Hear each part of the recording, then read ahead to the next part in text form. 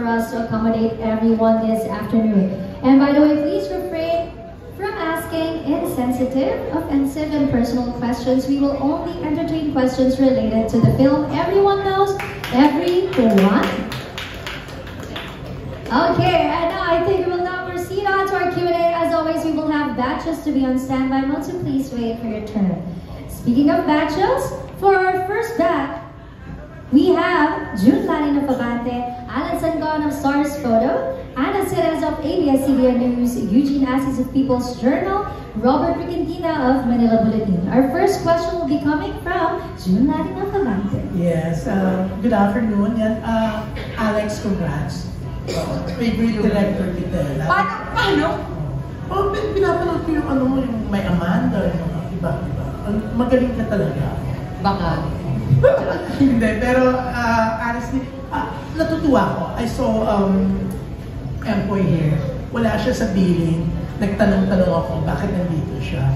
Sabi, special participation. Nakakatuwa yung friendship niyo, no? Kahit special participation, kahit sa press con, sumabak si Ganun kanya kamay. Walang-wala siyang magawa. Tapos sabi niya, wala bang role na bida dito? Wala nang mabigay.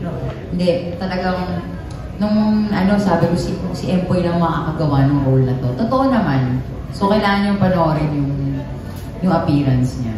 Yun talaga nagdala ng buong film. Star-studded, Kasi hindi to star-studded. Wala lang ito. Hindi, pero we even saw the picture of Atasha Mula. Kasali niya siya sa movie? Yes, meron din siyang cameo. Meron tayong Kim Molina and Gerald Napoles. Ikaw mismo yung kumuusap sa kanila pag-guest? Well, ako yung kumuha sa kanila, pero yung nakipaghagil-hagil, hindi. Si Empoy nga kami lang, pero pumasok pa rin yung cornerstone. Charot. Nandito pa rin? Kala ko pa naman libre. Ayan, na-press con ka tuloy. Yeah. Pero nakakatuwa, Empoy, no, na magkasama kayo ulit ni Alex. Wala kang mind? Yes, happy ako dahil naging part ako ng yung pagdidirect ni Alex sa kanyang dream. Isa sa dream na project. Yan. Talagang kahit sa press con. Actually, after kasi nito may pasok pa ako sa school, kaya diretso na ako nun. After media ko. Sobrang love ko lang talaga si Alex.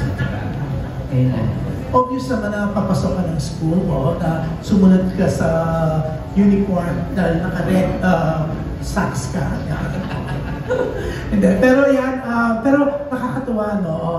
Lahat kayo, nung marinig nyo na yung sa cast, no? Na si Alex ang magdadirect ng movie at kasama kayo, ano naramdaman nyo? Simulan natin kay Tito Jimmy Fabregas. Na-feel po. Hindi. Alam nyo, natuwa ako na I was asked to do this small role in the movie. Pero para sa akin po, isang waker-upper din po yung ginawa naming pelikula dito. One of a kind po ito, makikita nyo ito pag napanood nyo. Mahirap i-explain, no? Bahala na si Alec mag-explain sa inyo pero matutuwa po kayo. I think it's the first time it's been done in Philippine cinema. Itong tipong ganitong filmmaking. So, yes, panoorin niyo po naman, okay. Ano po? Yeah, Calvin. Pakiramdam ko po nag-direct parang kwento ko lang po konti, years ago po, parang first time kong maka-work si Alex, parang kung naaalala mo yung Interresidente, yun, doon ko siya wala naka-work, and ako kasi tahimik lang pero observant, so parang hinanga ko siya bilang isang actress din kasi napaka-natural, and parang wala lang, parang hindi mo mararamdaman na siya yung si Alex, so parang nilook forward ko rin na makatrabaho ko siya soon. And parang first time kami nakita sa GMA, pangalawang best time nakita sa GMA, parang nung binati ko siya, and then nakakataba rin ng puso kasi binati rin ako ni Alex, and then sabi ko dream ko siya makatrabaho yun, and then nagkatotoo na yung pagkakataon na yun, kaya thankful ako naging part ako ng project na to kasi hindi na naman si Alex, lahat sila parang na-overwhelm ako nung nakatrabaho sila habang nasa eksena. Parang na kami para lang kaming naglalaro, ganun yung pakiramdam. Pero ako, sobrang na-overwhelm ako sa as ang gagaling nilang lahat, sobra. Yun lang yung masasabi ko, yun yung pakiramdam po sa Tita Judy. Bongga. Miss Ruby, siyempre, director mo, siyempre international star din to. Ang press ko niya before, ng movie na dinirect niya sa LA. Di ba Alex, tama? Yung Netflix mo, yan. Yeah, Miss Ruby. Anong naramdaman ko ang malaman? Una, nagsimula yung namin, usapan sa Green Bones. Chichismisan lang kami, kinakwento niya sa akin yung project, and then that she has this concept. Sabi ko, kasali ka talaga, sabi niya gano'n. Tapos yun, talagang tinandaan ko yun, inabangan ko na sana matuloy. At ito na nga, sobrang hindi ko naramdaman na yung pagka-director niya. Ayaw niya nga tinatawag na Direct Alex eh. Ako kasi automatic na parang direct, gano'n, naaan siya. Ayaw niya. Napaka-creative and bold and daring nitong pelikula nito para sa akin. Dahil dun sa concept niya. At sana nagampanan namin, okay, bawat characters. And of course, nung nalaman ko kung sino-sino yung mga cast na matutuloy na, pinadala na kami ng mga ganon, sobra akong flattered and honored and excited. Dahil para mapabilang sa cast na ganito, iba nakakataba ng puso. So nice siya. Okay, Miss Angeli muna tayo bago ka Miss Gina. Yan, Miss Angeli. Hello, good afternoon po. Una po sa lahat, gusto ko rin po magpasalamat sa inyong lahat for being here with us today and sharing this afternoon with us. Siyempre, nung nakuha ko po yung message na magdidirect si Alex, ang naisip ko lang it's about time. Kaya masayang-masaya po ako. Walang no second thoughts. No second thoughts, nag-guess po ako agad. Hindi ko nga alam kung kailan. Kasi walang detalye. Kailan wala. Hindi ko alam kung kailan. Hindi ko alam kung ilang araw. Basta, go, kahit kailan pa yan. Ganyan. Maraming salamat. Siyempre, di ba? We want to support each other din. And especially, after din pumasok na lahat ng detalye, ng lahat ng involved, parang it's a gift na lang to be with a group. Ako, I will always say that it's a gift to be in the company of such immensely talented people, and I'll never get over it. So thank you talaga, Alex, for thinking of putting us all together. Yan, syempre ito, Sinag Maynila Best Actor, JM Di Guzman. Hello po, magandang hapon sa inyo lahat.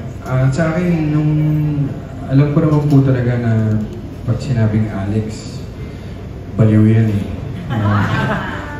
Talagang sobrang passionate sa craft. Alam kong may matututunan ako pag napasama ako sa proyekto kasama si Alex. So na-excite po ako nung sinabi sa akin na part ako ng film na to. And bukod pa doon, syempre yung cast na napabilang ako is araw-araw ko sinasabi kay Alex sa taping na sobrang akong thankful na naging part ako nito. Sobrang na-inspire po ako sa work ethic nila, sa professionalism. Sir Ronnie, grabe, first day pa lang, drop books na. Sobrang nakakakilig talaga to be part of this film. Hila po. Yan, Tito Ronnie. Wala naman talaga akong gana dito. Napilitan na. Honestly, it's, di ba, ang sarap na mayroong palaging bago na sa ating industriya na dapat nating suportahan. At nung nabanggit ito sa akin ni Alex dun sa Green Bones, usap-usap, sige, game yan, yung mga ganong klaseng kasi guys, pag napanood nyo at nalaman ninyo kung paano namin nagawa ito, matutuwa kayo. Hindi lamang sa mapapanood ninyo, pero yung kung paano namin ginawa, ay, the best. Alright. Yan, dudes. Yan, Eddie. Ako, iniisip ko kasi yung mga sinasabi ng iba ng mga co-stars. I think siguro this was it is a leap of faith Kasi nung nalaman namin kung gaano ka-ambitious ang plano, by yung ating standards, no? Gaano ka-ambitious yung plano ni Alex. May reluctancy for 1 minute lang. Tapos nung nakita mo yung mga makakasama mo sa pelikula, we all said, you know, if they'll do it, I'll do it. And so, most of them nakatrabaho ko na through my years. But it's like the first time I worked with them again dahil ang demanding nung hinihingi nung aming role kami as a group. And ngayon kay Alex kasi yung nakikita mo bata pa pero alam na niya ang gusto niyang gawin. And then i-entertain ka kung meron kang suggestion pero wala rin. Gagawin pa rin yung gusto niya. Yung direct, pwede ko dagdagan yung character ko kasi meron akong naisip eh. Aba, maganda yan. Maganda, pero ito gawin mo. Okay. So, tigil. And the idea that nakumpinsin niya ang mga kasama kong artista. At the same time, everybody came prepared sa set. Umaga pala. Knowing all their lines kasi hindi ka pwedeng umadlib. Says a lot about the person who was directing us. Tapos kapag sabi nga, bold and daring, sabi ni Ruby, yung po ang mararamdaman mo sa aming love scene dalawa. Diba? Meron kaming love scene na bold and daring. Hindi pa nagagawa sa Philippine cinema. So with that, hopefully na pick ko yung curiosity, panoorin niyo po ang aming pelikula. Ako, doon sa Rosa ba yan? Magkakapatid ang role namin, magkakapatid. Everything else, yung bandang huli lang, ang medyo, inangat ko ng konti. Thanks, June. Yeah, pero eto syempre si Tuding, si Direk Gina, yan. Syempre magaling na director din to eh. Pero yun, kumusta si Alex bilang director mo naman? Ikaw yung artista niya. Ay, nako. Ang masasabi ko. Si Alex, alam niya kung ano yung gusto niya. Hindi siya isang director na hindi masyadong marami ang sinasabi. Dahil alam ko na may respeto siya doon sa mga artista na kasama, na dinidirect niya. But, hindi siya natatakot na sabihin doon sa artista kung ano yung gusto niya. Walang intimidation na gano'n. And it's a happy set with her dahil she's a very happy person. Walang dull moment sa kanya. Minsan, bigla na lang siyang mag-join sa usapan na wala naman sa topic yung sasabihin niya or sisingit lang siya doon sa usapan. Pero lahat mapapatingin sa kanya at magtatawanan para sa kanya. Ano siya, masayahin siyang tao, jolly person. But you know what? I just want to let you, trivia ito. I directed Alessandra when she was 14 years old.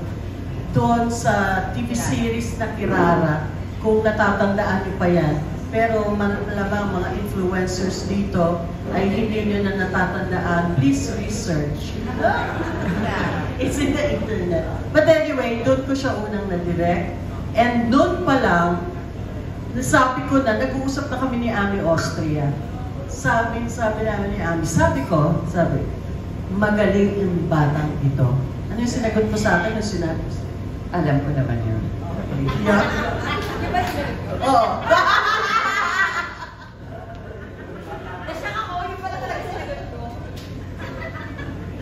Hindi ko na maalala yun. Yun. And I'm just, masayang-masaya ako dahil kasama ako dito sa pelikula to. Kasi hindi ko ine-expect na maaalala niya ako na isama sa pelikulang ito. Dahil alam ko sa dami ng nakatrabaho na niya, hindi ko alam kung nasaan akong numero sa puso niya. Yun. Wow! Kaya nung dumating sa akin yung deck ang unang ang unang dumating sa akin, wala akong notice, walang text na dumating sa akin except that deck. And nagulat na lang ako kung ano yon, and I saw my name, first choice. Walang ibang nakalagay. Tapos, directed by Alessandro De Rossi. Wala na, no questions asked. And I was just so excited. Congratulations, Alex. Ang bongga, Alex, no? Ang sarap sa pakiramdam yung mga sinabi nila, di ba?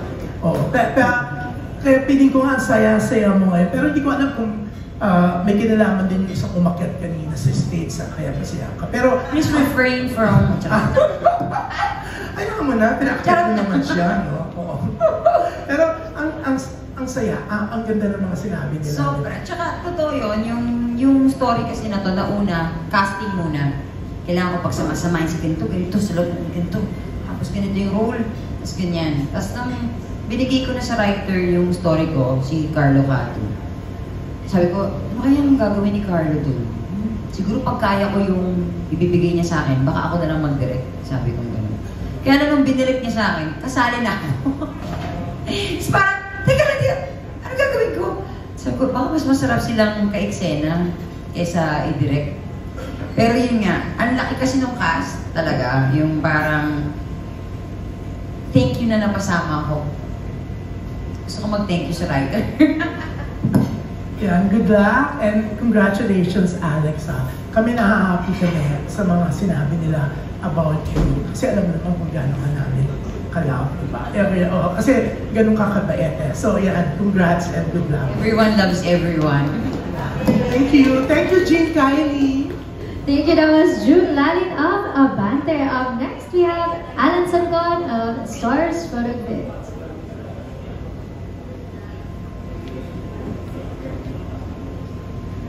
Hello po. Congratulations to everyone. Knows everyone too.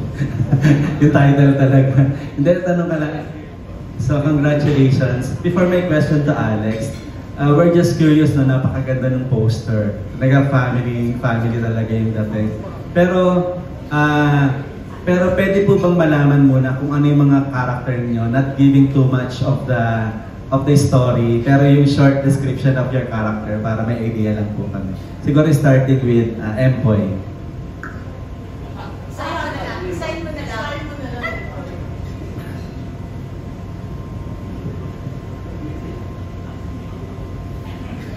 Okay. Alam na.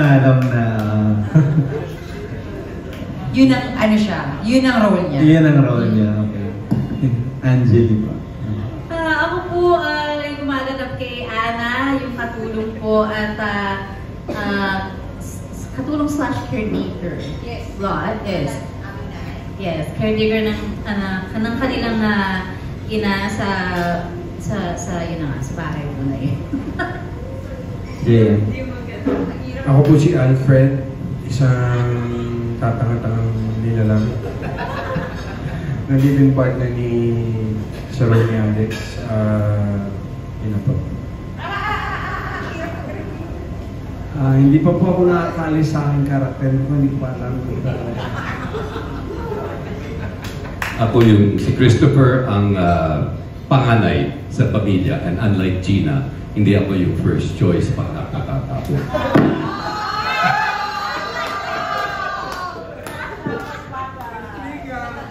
Pero bagay na bagay.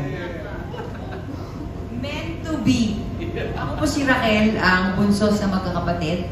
So, magkakapatid kami lahat dito na nakita-kita para sa death anniversary ng aming mommy para pag-usapan yung mana. So, dun sa araw na yon, nangyari lang yung kwento ng isang buong araw. So, yun. Pamilya, labasan ng baho, gano'n. Gano'n ka kabaho? Ang gano'n.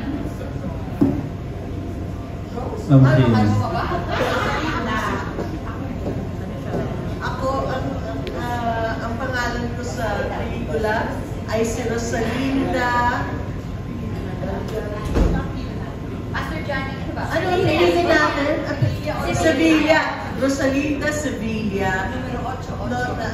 Kumakandidato akong isang konsehal sa aming lugar at ang number ko ay 88. Yun. Ako naman si Josie, pinakamatanda sa babae. Ay, tama, pinakamatanda sa babae. Pinaka-demure, pinakamaganda, pinakamabait. Lahat yun. Mabaho po si Josie. Lahat opposite. Yun po. Ako naman po ang role ko naman is Jacob. Ako yung hardinero na kinupkop ni Nanay Waning sa kanilang tahanan. At naging caretaker na rin at the same time nung bahay. Ayun. Pastor Johnny, come on, Daddy. Ako naman si Pastor Johnny. Ako yung ine-interpret ni Empoy. Yun lang po masasabi ko. Alex, kumbaga, this is a big cast. Kumbaga, napakalaking mga artista at napaka-award-winning actress and actors ng mga cast mo. Are you, kumbaga, hands-on ka ba sa pagpili sa kanila? And what are the challenges you encounter doing this film? Napakahirap bang i-direct yung mga ganito kagagaling na artista or napakadali on your part? Sa totoo lang, wala akong ginawa. Kasi magagaling na talaga sila eh. Parang yun ang goal na huwag masyado makialam kung ano yung gusto na nang ibigay. Pero syempre may mga specific din ako na kailangan. Pero I think, alam naman nila yung ginagawa nila. Di ba? Lalo na si Tito Ron, hindi siya bumitaw. Hanggang ngayon, nandun sa character pa rin siya. Yes. Ikaw po yung pumili personally sa kanila? Yes. Kahit sa kanya. Kahit... Ikaw pa rin ang pinili. Ako pa rin, sa akin pa rin galing yun. Oo. Yes. So tanong ka lang, pero na-curious lang kami dun sa poster. Parang lahat kasi very busy, nag-uusap. Pero ikaw lang yung nakatingin sa camera. What's behind that poster? Well, Viva po ang nag-decide, marketing. Wala akong pinalaman sa poster. Kung titignan ko lang siya, tapos hindi ko alam yung nangyayari, sasabihin kong, baka director siya. Yun nga rin naisip namin dahil director ka. Ikaw yung nakatingin. Honestly, hindi. Patanungin natin sila kung ba nila gustong gano'n. Pero congratulations. We're excited to watch this family drama movie. Thank you. Thank you. That was Alex and Con of Stars Photos. Up next, we have Miss Ana Cerezo of ABS-CBN News. Hello! Yung kanta ba, ano yung title? Ikaw ba daw yung nag-compose at kumanta nun? Yes po. Nag-isip talaga ako ng kanta na bagay dito sa pelikula. Kaso wala talaga akong maisip. Tapos kailangan na siyang, sabi ko, okay. So tinawagan ko yung kaibigan ko, si Clem Castro, yung lead ng Orange and Lemon. So sabi niya, gumawa na lang tayo. So dalawa kaming gumawa niyan. Ang title niya ay May Sarili Tayong Mundo. Yes, yun. Sana magustuhan ko. Ano yung naging inspiration mo kanta? Yung movie kasi parang magkakapatid silang mga, hindi naman baliw, parang dysfunctional family kasi sila talaga. Pero sa end, mapapatanong ka, sino ba talaga yung pinaka sa kanilang lahat? Parang gano'n. So, yun. Yung kanta may pagkaganon din. Thank you. And last na lang, bakit na-mention ni Sir Eddie na ambitious siya? In what way ambitious itong concept ba nito? Yung song? Anyone na lang? Yeah, first of all, ginawa namin ng shoot ng 2 days. No, talaga? 2 days. It's talaga? This is going to be amazing because you will see it's uncut. Okay, it's just may isang portion lang, isa lang. And then, parang blessed kami na may mga technical kaming binibigay na lang sa amin ng nature. Amazing. And then, ang banding ng ang sound ng pagkagawa, magical. Oh, so I don't know. Yan mas maganda. Balabat sinabi, Ronnie, na 2 days yung shoot. First time sa 40 plus years ko in the business na mas marami pang araw ng rehearsal kaysa doon sa actual shooting. Because talagang ginawa nila na ito yung stopping mo, sa linya mo ito, dito ka pupunta. So it was like in some acting na kung saan kami, we're all moving within isang sitwasyon, pero lahat cognizant ng kanilang mga rules in terms of dialogues, in terms of stopping, in terms of emotion. At hindi lang yun, kasi kailangan din namin isaulo kung nasaan yung audio man, kung saan yung cameraman, para tama ang magiging inyong mga anggulo at makapagbigay kayo ng tamang expression. So, it felt like theater on film. Wow. Na mas mahaba yung rehearsals. Yet like a play, tama si Gina. So, kaya, maaaring it may seem simple, pero maniwala kayo, it was not. But I'll do it again any day. Okay, may part 2 po tayo.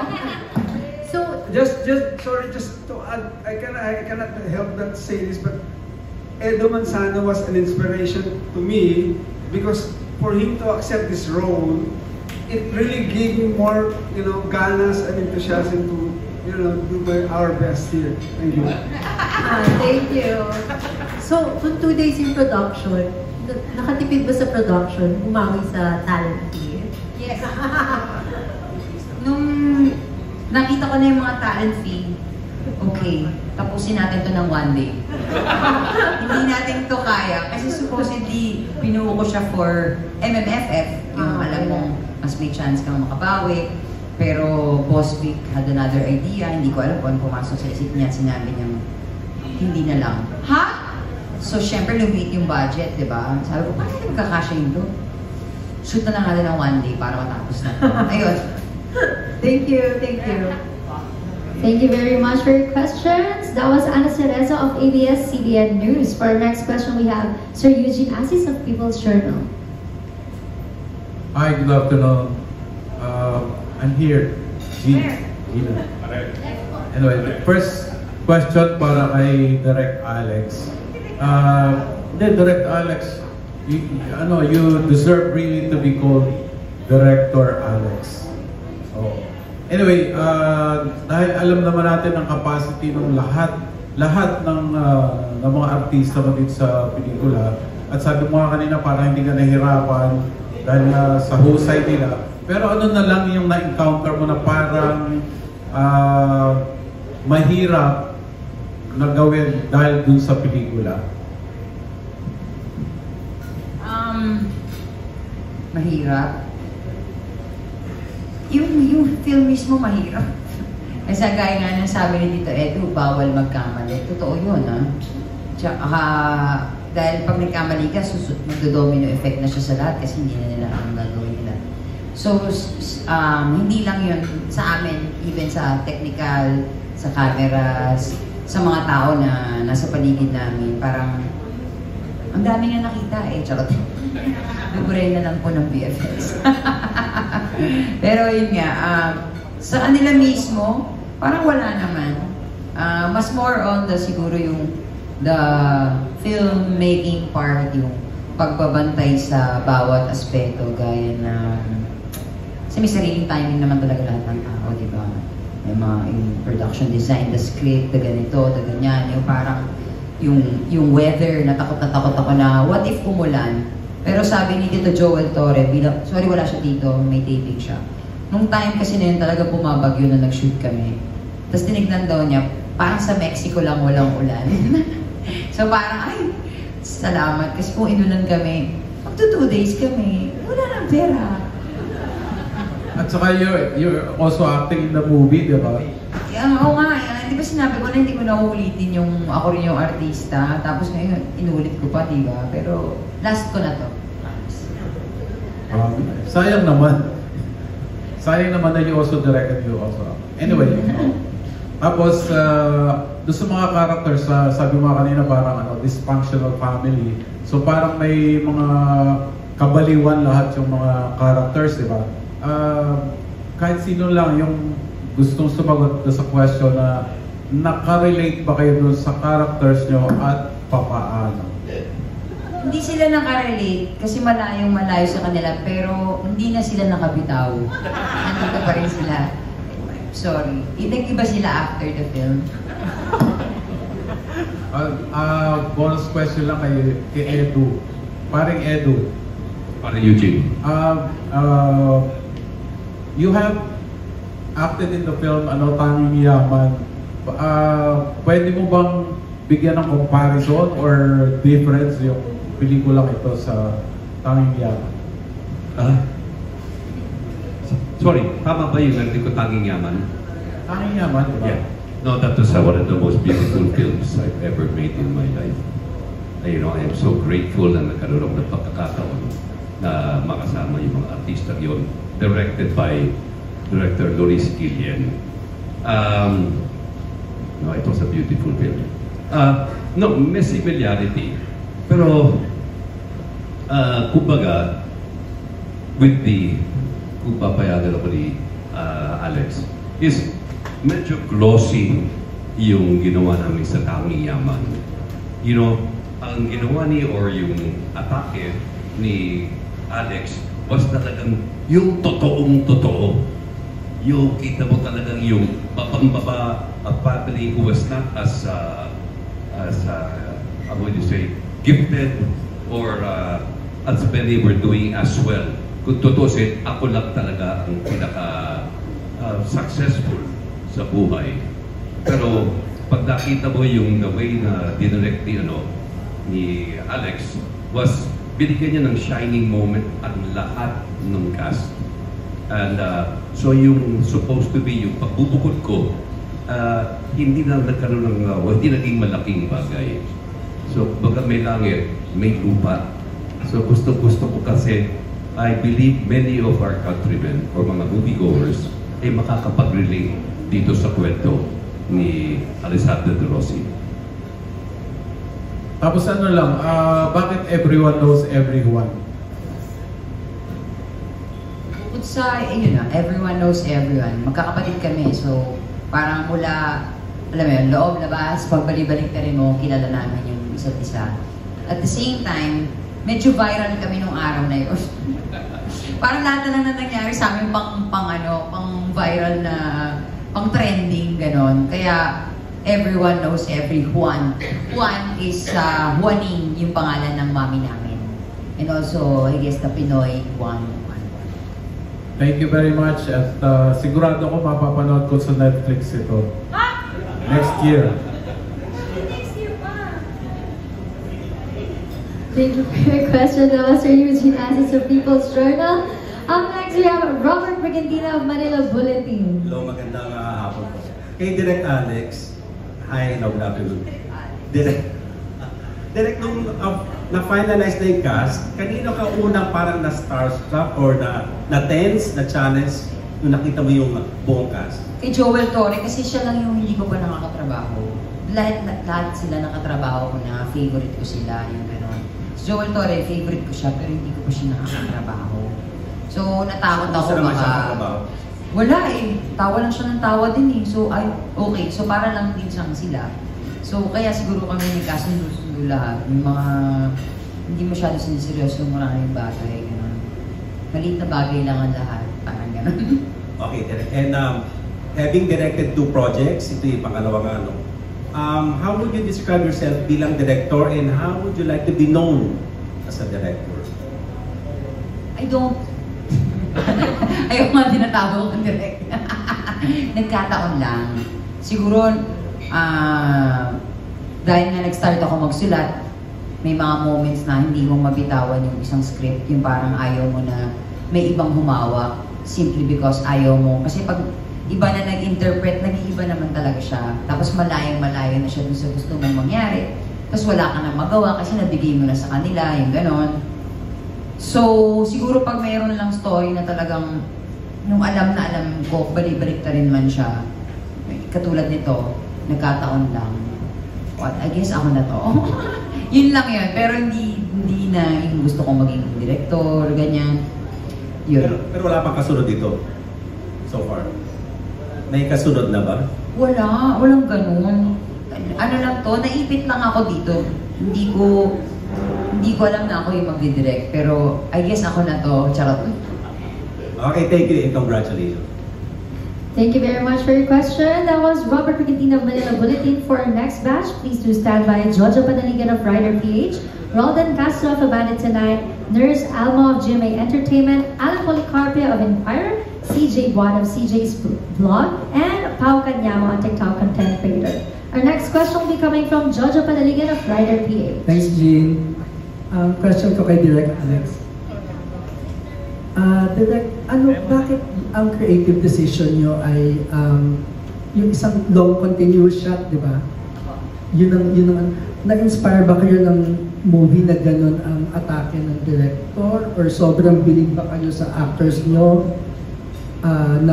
Kasi kailangan i-memorize bawat blocking, tapos magkamali isa, kailangan ulitin. That's why I understand na mas mahaba yung rehearsal kaysa pa sa shoot talaga. Bakit? Yun nga, parang kasi nga, since itong kwentong to, pangarap ko talagang gumawa ng isang kwento na isang araw lang nangyari. Actually, pag nakita mo yung una kong sinulat na pelikula, yung 12, isang araw lang din siya nangyari.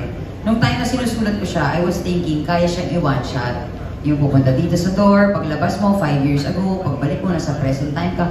Yung utak ko nun, parang kaya.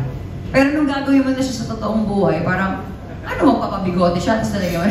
Parang imposibleng mangyari yung may 5 years na gap dun sa one shot mo. So, kinalimutan ko na muna siya. Pero yun nga, mahilig talaga ako sa mga kwento na nangyari ng isang araw lang, 3 araw lang. Yung ayoko na masyadong mahaba, yung ganon. So ito, sabi ko isang gabi lang nangyari lahat. Nung time na, ayun nga, hindi na siya pang MMFF, ganito na lang yung budget. Sabi ko, paano ba ito? Hit na hit nun yung adolescence. So sinasabi na, Alex, panoorin mo. Ayoko siyang panoorin kasi nga, ang dami kong ideas na ganon. Ayokong magaya ko siya, ganyan. Sakto-sakto lang na parang, tatapusin ba natin ito ng 3 days, itong everyone? What if one shot na lang para tapos agad? Kala ko brilliant idea siya. Mahirap pala. Oo.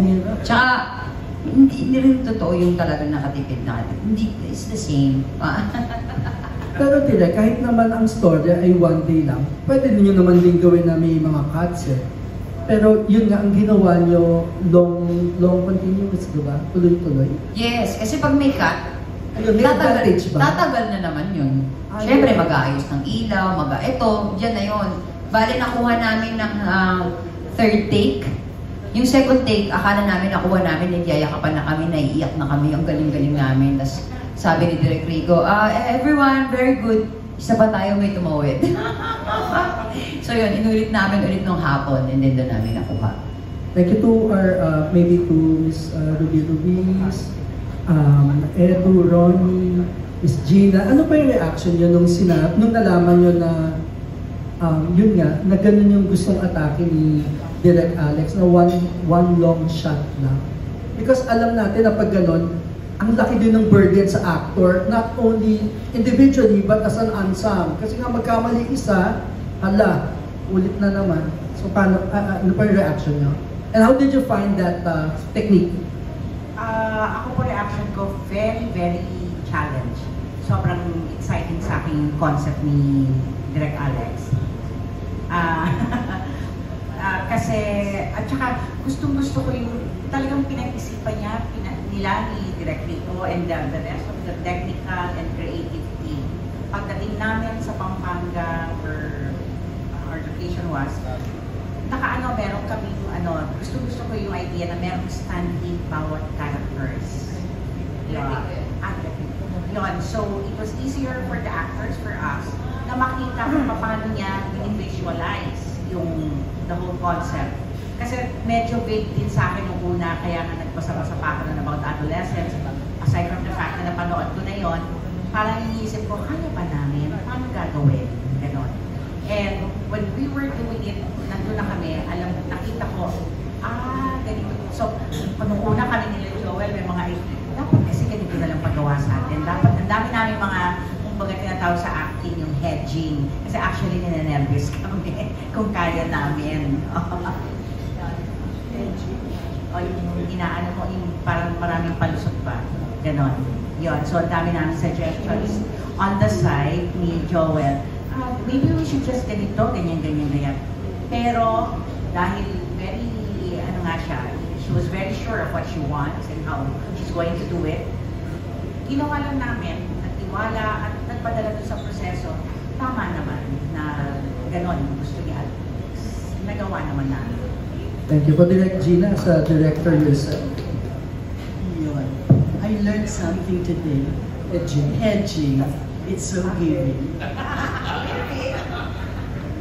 Ako, sa totoo lang, natakot ako. Kasi ang unang-unang pumasok sa isip ko ay, because I saw adolescents, and so, ayaw mong pabanggit ba yun? Hindi, adulting tayo. Adulting, okay. So, sabi ko, it's very ambitious. It's very ambitious dahil, of course, hindi ko naman minamaliit ang kakayahan ni Alex as a director. Pero yung parang sabi ko, baka hindi pa time. Baka hindi pa time para sa kanya na i-direct yung ganong kalaki. Thinking na kung saan-saan nakakarating dahil it's not, we were not moving in one place only. Hindi kami nasa bahay lang at isang diretso lang ang kinukunan. No. We were in our house, lumabas kami, nagsakay kami ng camper, umikot kami ng luneta, at ganon. Ang hirap na. Di ba? Mahirap talaga. And iisa yung camera namin. So, paano gagawin yun? Kaya sabi ko nga, very ambitious. At ang fear ko is for myself, lalong-lalo na, because, syempre, the memory is not that sharp anymore. Yun yung iniisip ko sa akin. And sinasabi ko nga kila Joel, lalo kay Ronnie. Do you remember, Ronnie? Our first reading, sabi ko, paano yan pag nagkamali tayo, di ba? Uulit na naman tayo sa simula. Which is totoo naman, gano'n ang mangyayari. But sabi ko, lahat kami, Alex, lahat kami senior. Siguro kailangan bigyan mo kami ng time, di ba, para memorize. Siguro let's rehearse for 1 month para katulad na play. Yeah. Kahit sa Zoom lang, para mag-throw lines lang yung gano'n. Yun yung fear ko. But then, hindi ginagawa. Walang basta ang binigay na schedule, parang 2 araw na rehearsal. Ha? 2 araw na rehearsal? Paano mo makalimutan nga natin yung linya natin? Wala. Pero, wala eh. It's a challenge for everyone. And, grabe, dapat nandun kayo sa tent namin. Doon ang tunay na yun ang tunay na BTS. Talagang, nandun yung, merong nagbabasa ng script kasi nagka-cramming, alam mo yun, merong isang artista, first day of rehearsal, memoryado yung linya. Sorry, wala siya dito, pero my goodness, di ba? Hindi pa naman drop script, no? Pero memorize na niya, parang lahat kami like, duh, bakit ganun? Lahat kami may hawak pang script. Ayun, ganun. And then, yung kaba, yung araw na mismo na mag-shoot kami, yung kaba, from the, 5, 4, 3, 2, 1, kaba, iba yung kaba namin, grabe, ano ba to? Waiting for our cue, ayan na, malapit na, parang, Lord, ikaw na bahala, thy will be done. Ganon talaga, ganon yung pakiramdam. But then, the satisfaction naman after that, it's, undescribable.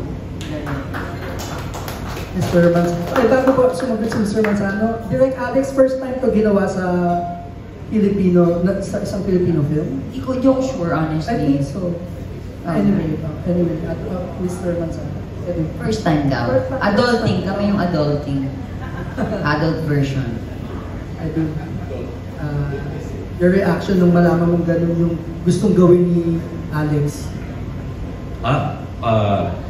Noong umpisa, I agree na wow, gagawin natin to dito sa Pilipinas.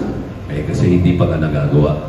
But gusto ko lang sana idagdag yung mga kwento ni Direk Gina. You know, tayo kasi nakasanayan ng ibang mga artista na, di ba, kahit kamali ka ng lines, ikakat naman yan di ba? So, hindi imposible magkaroon ng mga take 10, take 11. But at the same time, naging malaking role din po was the cameraman, the audio man, the set man. Kasi pati sila, kailangan timing din. And then, kung kami nagkaroon mga rehearse days, may 2 days pa kaming nanonood sa mga stand-in namin na kung paano yung ginagawa nila. At the same time, in character pa sila.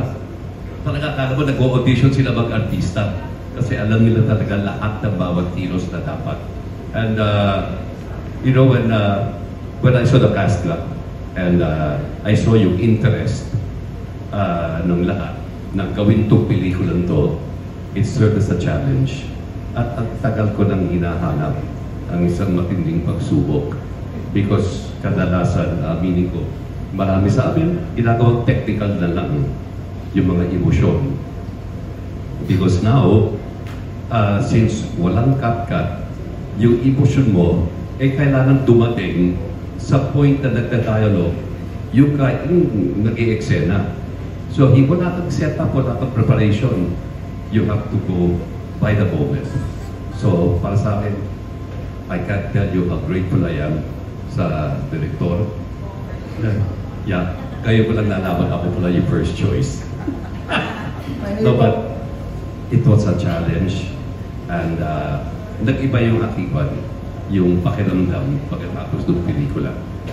Ang galing-galing niya dito. As in, talagang na-shock kami. Akala ko nilalaro-laro niya lang. Tapos biglang yung moment na niya, yung talagang, oh no, ang galing. Finally po kay Mr. Ronnie, thank you. Thank you. Unang-una gusto kong i-acknowledge yung nabanggit nga ni Edo na mga yung cameraman, the sound, props, the production behind, no? Lalo na sa mga supporting actors who did, you know, the crowd, doing also our parang actors na susundan namin na nagbibigay ng acting nila kahit na they're just doing the script or ang galing, napapabilis ang aming pag-aaral ng gagawin namin. Congratulations din sa kanila. Nung nalaman ko itong gagawin, para sa akin, napakalaking oportunidad na maging makasama sa isang bagong paggawa ng pelikula sa ating industriya. Welcome sa isang boring na senaryo ng ating cinema ang gagawin namin ngayon. Kaya, yes, embrace it and let's do it. Thank you. And the finished product, I would say, ang ganda. Salamat po. Thank you. That was Jojo Padaligan of Rider PH. Thank you for your question. That was Jojo Padaligan. Up next, we have Roldan Castro of Abante Tonight. Good afternoon. Unang-una kay Kelvin. Kelvin, since puro mga award-winning actor at actress yung mga nakasama mo, hindi ka ba natakot, kinabahan, o hanggang saan yung kapa mo? Ano yung mga natutunan mo sa kanila? Naglalakad po ako ng buong kaba.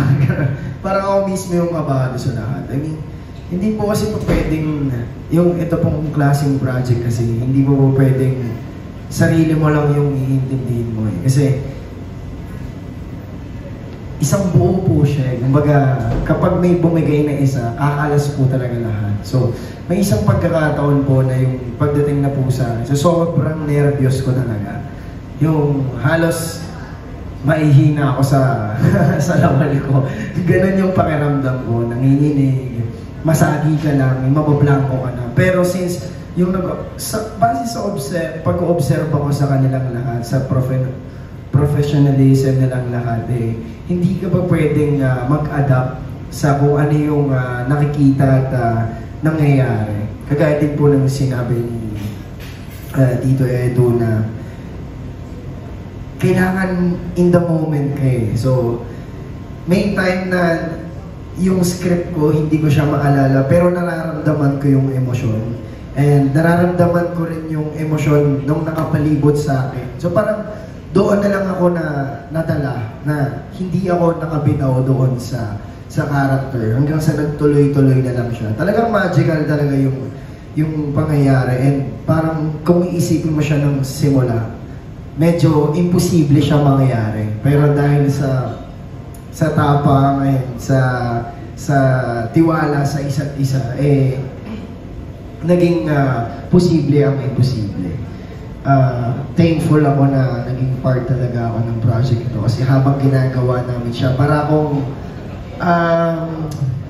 estudyante na nag-aaral ako at the same time kasi na-amaze ako sa nakikita ko hindi lang sa lahat, as in sa production, even sa tama din sinabi ni Ronnie, sa talents, kasi lahat sila coordinated. Hindi talaga ba pwedeng, pati yung background, pati yung audio man, lahat, kailangan iisa kayo. So, yun na lang yung pinakawakan ko para hindi ako mawala siguro. Pero yung follow-up question ko, ano yung natutunan mo na makasama sila? Napakadami po. As in, nang pagkatapos nung mismong araw, pag-uwi ko sa bahay, overwhelmed ako sa mga nakita ko sa kanila, kung paano sila magtrabaho, kung paano sila makitungo, kung paano nila itrato yung role, di ba? Kasi hindi na-realize ko na hindi porket kung sino yung role mo, kung ano yung role mo, mamatahin mo siya. Kumbaga, alam ko naman na siya dati, pero mas nag-make sense lang sa akin na importante ang bawat character sa isang eksena. Hindi lang siya, lalo na syempre sa buong pelikula, sa buong istorya. So, napakalawak, and hanggang ngayon, hindi pa rin ako makapaniwala na natapos namin yung project. Kasi, ang saya sa pakiramdam na lahat sila artist. Talagang may kanya-kanya silang characters, paninindigan sa mga ginagawa nila. Kaya, proud out po talaga ako sa kanila. Soon, siguro, I want to be like them then also. So, paano mag-direct si Alex? Mataray ba siya? May strength ba siya? Hindi po, ayaw niya kasi talaga tinatawag siya na direct. So, si Alex po talaga, may respeto siya sa proseso mo bilang isang artista. Naniniwala siya doon. Pero kung ano talaga yung gusto niya, sasabihin niya talaga sa'yo, as in diretso, na hindi kung ano yung ayaw niya, kung ano yung gusto niya. Wala siyang paligoy-ligoy.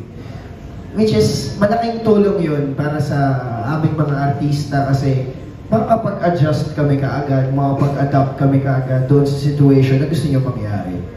So, hindi siya mataray. Parang, wala lang, parang nakikipaglaro lang din siya. Ganun. Hindi mo mararamdaman na kailangan mo matakot sa kanya, which is yun yung nakakatakot para sa akin. Kasi, dapat parang walang sinasabi. So, parang, hinahayaan talaga dyan ma-discover mo yung dapat mo ma-discover bilang artist. So, ayun yung pinakamasarap sa pakiramdam ko na naranasan ko dito sa proyekto na to. Malayang-malaya ang gumalaw. Ganun siya. Thank you. May direct Alex naman. Pwede yung magdagdag tungkol okay po. Sa proseso. Oo, very respectful siya sa amin. Pero damang-dama ko kasi artista rin siya, tapos director. Kapag medyo nawawala ka sana, mararamdaman mo hihilan. Ganyan. Ako, lagi niya ako nahihilan. Kasi nakakalimutan ko kung saan ako dapat. So, yun, habang ma-arte siya, hihilahin ganyan-ganyan, o alam mo yung ganon. So, I'm sure hindi madali para sa kanya nung pinasok niya na director ng very bold concept. Tapos artista rin siya.